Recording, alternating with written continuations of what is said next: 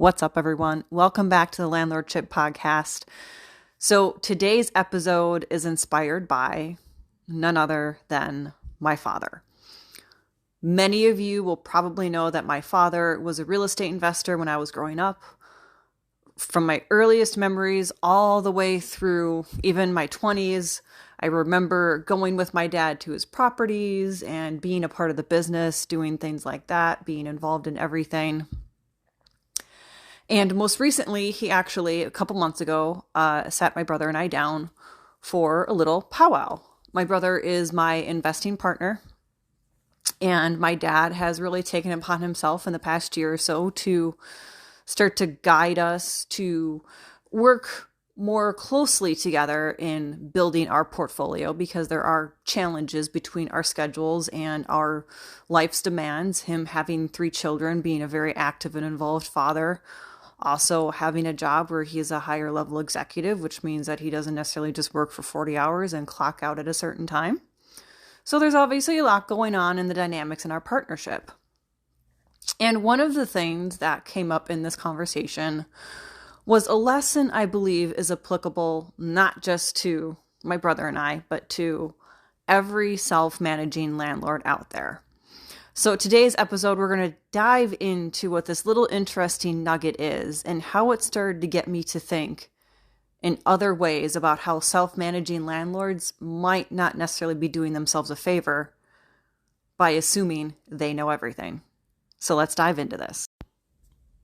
One of the things I love about being in an investor family, particularly with my parents and when my grandparents were alive, and also having a cousin and also a couple other relatives that invest, I love how we'll basically call each other out on things, but in a way that does more good than if we had the same conversation with just a colleague that wasn't a family member. Obviously, with family and everything, a lot of us tend to be more open, maybe more brutal if we want to classify it as there. We're definitely more honest. So in that regards, you often get better critiques from your family if you happen to come from an investing family. Me having that experience, one of the things that I'm very grateful for is some of the rather brutal and harsh critiques that I can get from my father. And most recently, my father sat my brother and I down for a very nice dinner, which included talking points, and we all came home with homework and handouts, and it was actually really well done. But one of the things my dad talked about in there was how when my brother and I are working together, it would be great if one of us read over the financial reports, but it should be the person that is not doing the day-to-day bookkeeping. And this got me to thinking, this is probably true for self-managing investors who aren't partners with other people as well. I have a feeling this is probably a really good thing for everyone to be doing, whether they're in a partnership self-managing or being solo and self-managing. Now, solo, maybe you consider yourself solo, but you manage or you invest with your spouse, or maybe you are really the only person in it. Either way, if you're self-managing, you really need to hear this podcast and be sure that you are actually looking at your own statements. So one of the easiest habits to get into as self-managing rental owners is to ignore our own monthly income statements or cash flow statements, whichever one you want to use. We're not going to get into the differences there for this. That's a totally different topic. It's almost as if we go on autopilot and only look at our statements when someone else asks for them. So maybe it's tax time and your accountant asks for them, and then suddenly you're looking at them.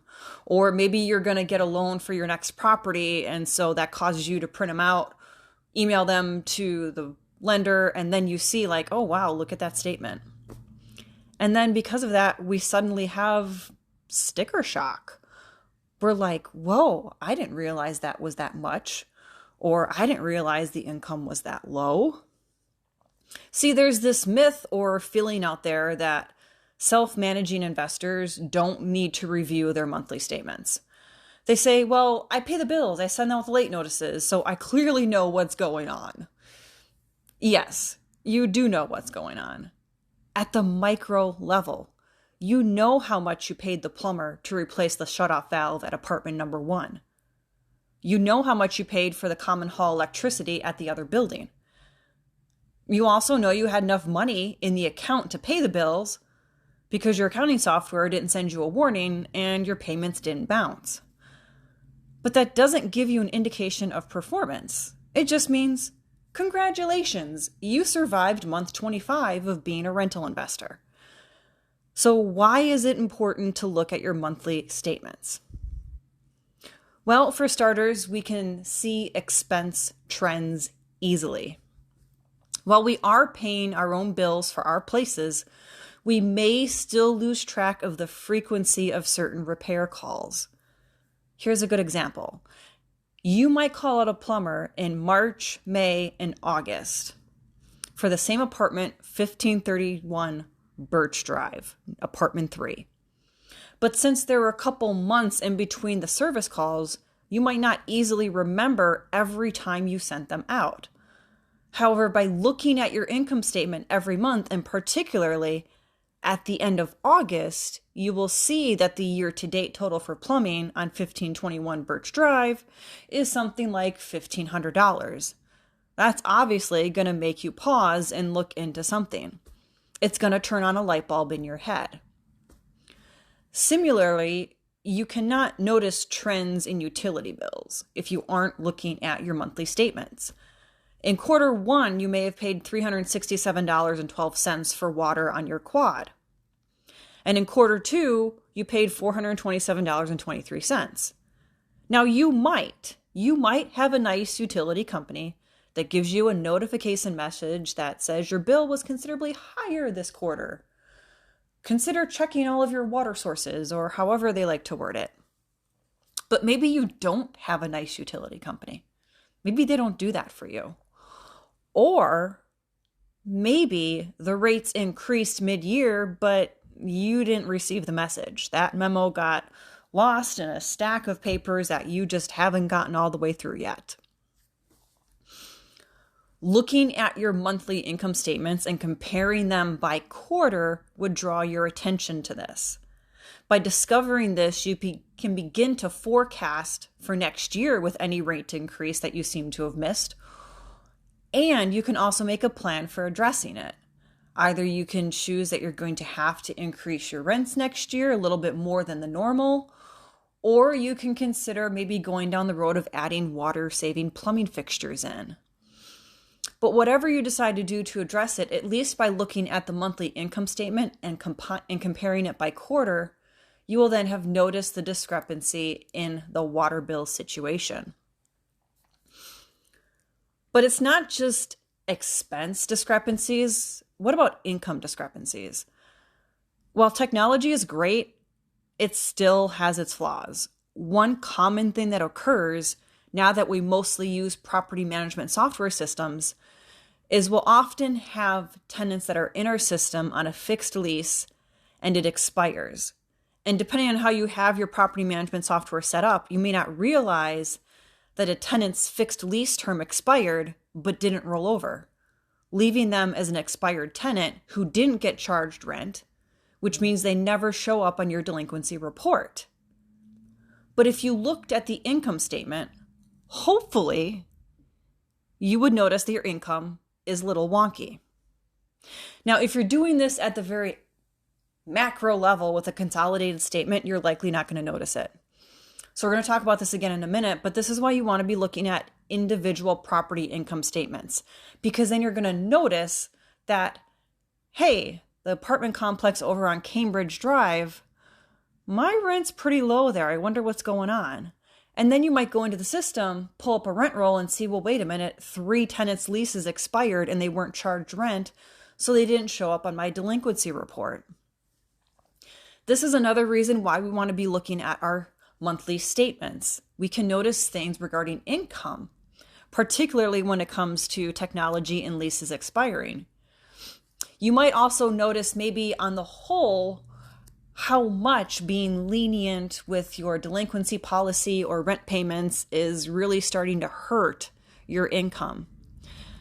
Some of us out there, we might choose to be pretty forgiving or want to be very helpful to tenants, and we might not necessarily realize how over time that's really truly affecting the performance of our property. So looking at the statements and keeping track of the income on a monthly basis is a really good way to do that. Just because you have a mental checklist that says, I deposited rents for all of my tenants, you might forget that somebody was $200 short, or you might not really realize that, wait a minute, this person didn't send in their rent. We're all humans. Our memory kind of fails, and we need little backups and checks and balances. So it's a great habit to get into, to be sure that you're checking both the income and the expenses on the monthly statements.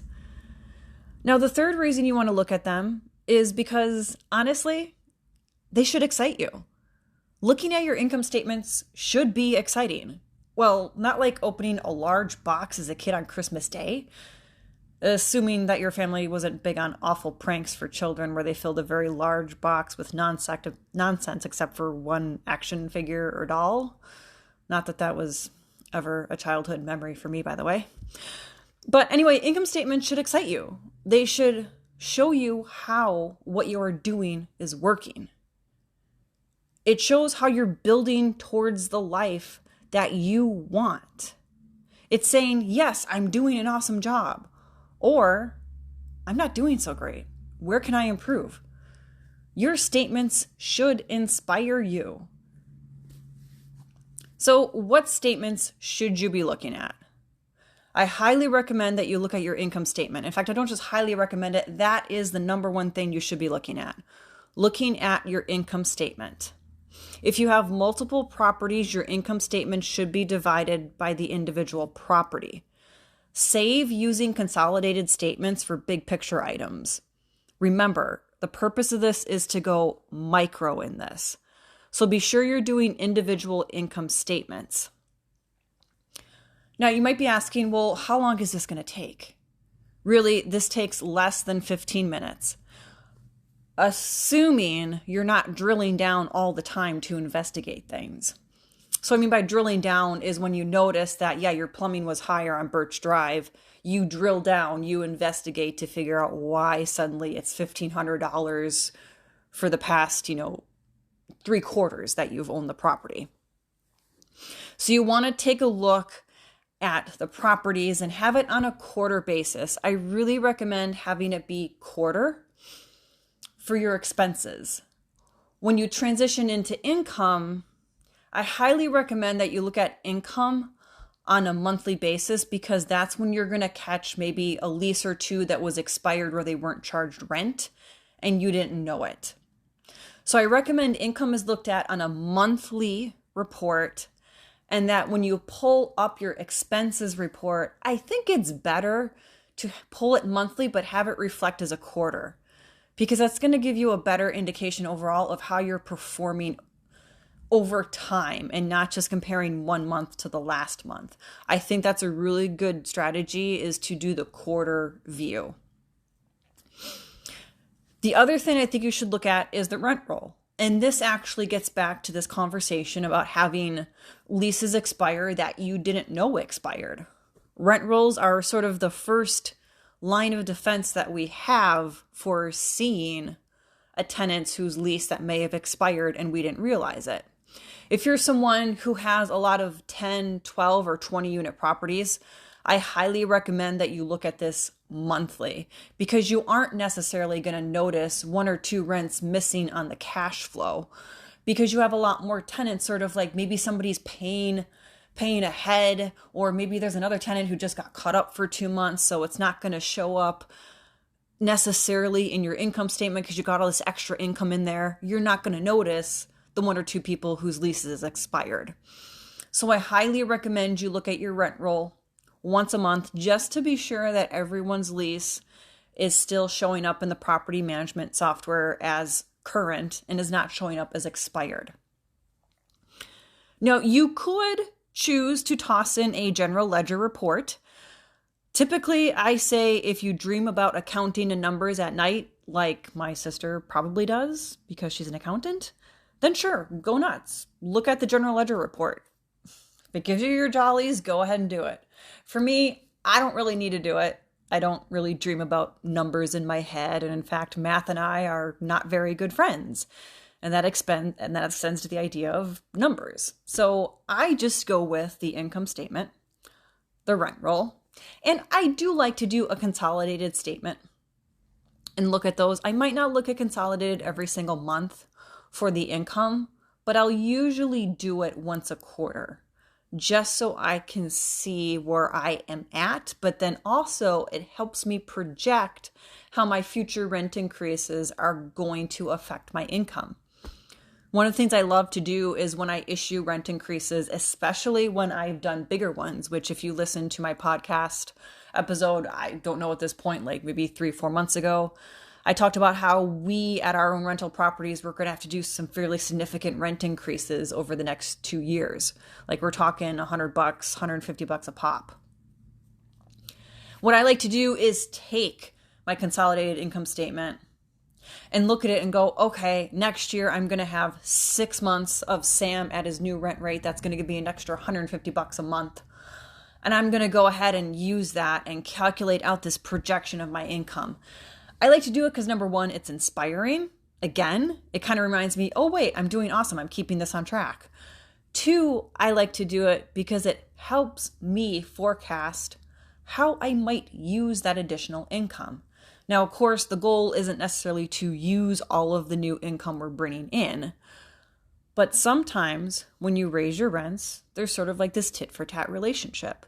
You raise the rents, at some point, some benefit has to come back to the tenant that makes them want to stay there. So in that regards, we're usually talking about improvements to the unit or maybe improvements to the building. The little things that'll show them that, hey, you know what, I got a rent increase, but they use that money to paint the hallways and it looks really nice in here now. Or they use that money to maybe put in new vinyl in my kitchen or my bathroom. It allows me to forecast how I'm going to use this rent increase money, and it's going to help me keep my tenants happy. So I highly recommend that you get into the habit of basically closing out the month. This is a term that's usually used for property managers where basically we go through, we charge commission, we make sure all the bills are paid that we have in our possession at the moment. Then we'll go ahead and issue the surplus as owner draws to our clients. And that's like our end of month process. At that time, we're usually reviewing income statements as well. I highly recommend as a self-managing landlord, you do the same thing. You create an end of month process for you. Maybe it includes doing your own owner draw. Maybe it includes, I don't know what it might include, but it definitely should include looking over your income statements and just getting in the habit of doing that every single month. You will be surprised what you will learn from looking at these and what you can suddenly be tuned into that previously may have gone unnoticed or kind of slipped under the radar. I think this is a really good habit for any self-managing landlord to get involved with.